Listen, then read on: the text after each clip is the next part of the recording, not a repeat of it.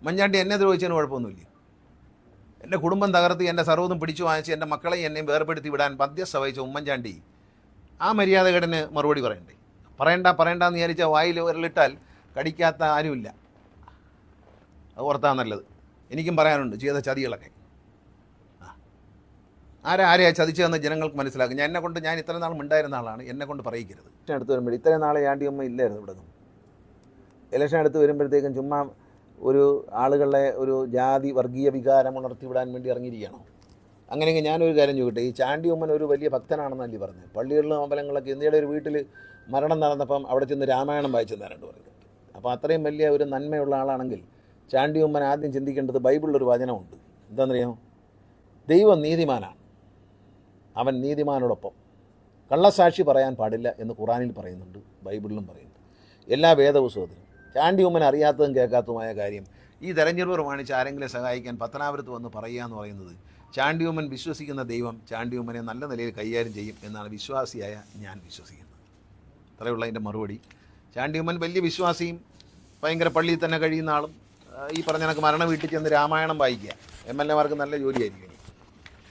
മരണ വീട്ടിൽ ചെന്ന് രാമായണം വായിക്കുകയൊക്കെ ചെയ്യുന്ന ചാണ്ടിയമ്മൻ അങ്ങനെ ഒരു സത്യസന്ധനും ദൈവവിശ്വാസിയാണെങ്കിൽ ബൈബിളിലൊരു വചനമുണ്ട്, കള്ളസാക്ഷി പറയുന്നവന് നരകം. ഖുറാനിലും പറയുന്നുണ്ട്. അപ്പോൾ കാണാത്തതും അറിയാത്തതുമായ കള്ളസാക്ഷി പറയരുത്. അയാൾക്കറിയാമോ അതിനെക്കുറിച്ച്? തെളിവെല്ലാം ഉണ്ടോ കയ്യിൽ? കൊട്ടാരക്കര കോടതിയിൽ എനിക്കെതിരെ ഒരു കേസ് കൊണ്ടു കൊടുത്തിട്ടുണ്ട്. കുറേ കാലമായിട്ട് നടത്തിയാണ്. ഒരു തെളിവോ ഒരു വക്കീലോ അവിടെ ഹാജരാവില്ല. എന്താണെന്നറിയോ വെച്ചേക്കുന്നത്? ഈ ഇലക്ഷൻ വരുമ്പോൾ അത് കുത്തിപ്പൊക്കാനാണ്. ഈ ഇലക്ഷൻ വരുമ്പോൾ ആ ഉമ്മൻചാണ്ടിയെ ദ്രോഹിച്ചു എന്ന് പറഞ്ഞ് പുതിയ കഥ. ഇത്രയും കാലം ഉമ്മൻചാണ്ടിയുടെ മകനായ ചാണ്ടിയമ്മൻ അറിയാത്തൊരു സീക്രട്ട് ഈ ഇലക്ഷൻ്റെ തലയ്ക്ക് തലേന്ന് ആരെ പറ്റിക്കാനാണ് ഇറങ്ങിയിരിക്കുന്നത്?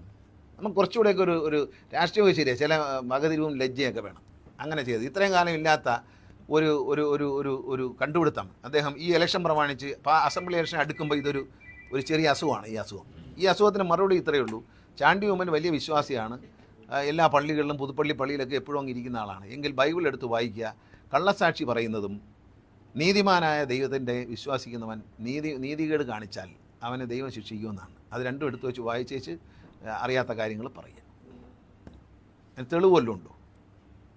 കുറേ കാലമായിട്ട് ഇത് പറയുന്നല്ലോ. ഇത് കഴിഞ്ഞ തെരഞ്ഞെടുപ്പിൽ ജഗദീഷ് വന്ന് മത്സരിച്ച കാലത്ത് ഇതല്ലേ പറഞ്ഞത്?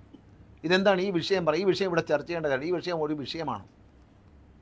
CBI എന്നോട് ചോദിച്ച ചോദ്യത്തിന് ഞാൻ കൊടുത്ത മൊഴി ആർക്കാണെങ്കിലും പരിശോധിക്കാം. ഉമ്മൻചാണ്ടി ഇത്തരത്തിലുള്ളൊരു പ്രവൃത്തി ചെയ്യുന്ന ആളല്ല എന്ന് എൻ്റെ അച്ഛൻ എന്നോട് പറഞ്ഞു മരിക്കുന്നതിന് മുമ്പ്. ഞങ്ങൾ അങ്ങനെ വിശ്വസിക്കുന്നു എന്ന് പറഞ്ഞ മൊഴിയാണ് എൻ്റെ. എനിക്ക് കള്ളം പറയേണ്ട കാര്യമൊന്നുമില്ല. ഞാൻ ആരെയും കള്ളക്കേസിൽ കുതുക്കുകയും ചതിക്കുകയും ചെയ്യുന്ന ആളല്ലെന്ന് എൻ്റെ നാട്ടുകാർക്കറിയാം. ഇത്തരം വേലകളും കൊണ്ട് നടക്കണ്ട.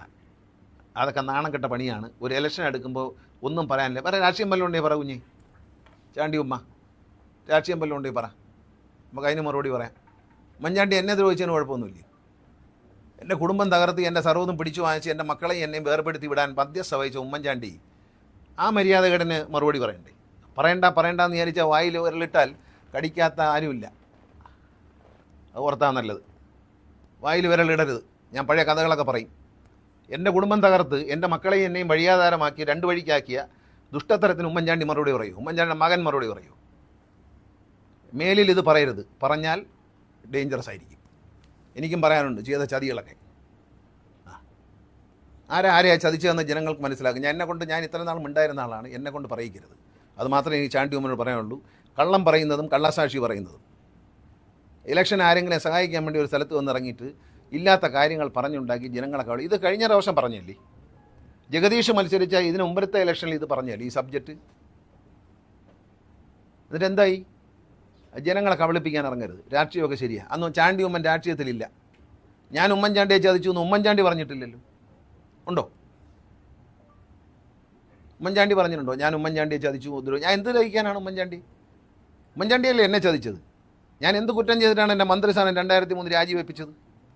ഞാൻ ഏത് കുറ്റമാണ് ചെയ്തത്? എൻ്റെ പേരിൽ ഏത് കേസാണുള്ളത് ഈ നാട്ടിൽ? സത്യസന്ധമായി ഞാൻ ജീവിച്ചതാണോ? നെല്ലിയാമ്പേദയെ പോലെ വനഭൂമി പതിച്ചു കൊടുക്കാൻ തയ്യാറാവാത്തതുകൊണ്ടാണോ ഞാൻ രാജിവെച്ചത്? ഒരു കുടുംബ വഴക്കിനെ മന്ത്രിയെ രാജിവെപ്പിച്ചേച്ച് തിരിച്ചെടുക്കാം എന്ന് പറഞ്ഞ് നടന്ന് പറ്റിച്ചിട്ട് എല്ലാം കഴിഞ്ഞതിന് ശേഷം അങ്ങനെ പറഞ്ഞാൽ കൊള്ളാമോ?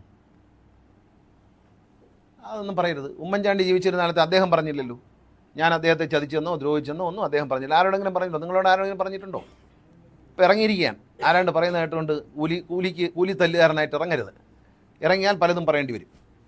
പറയിക്കണ്ട എന്നാണ് എനിക്ക് പറയാനുള്ളത്. മാന്യമായിട്ട് ഞാൻ പറയുകയാണ്, അത് പറയിക്കണ്ട.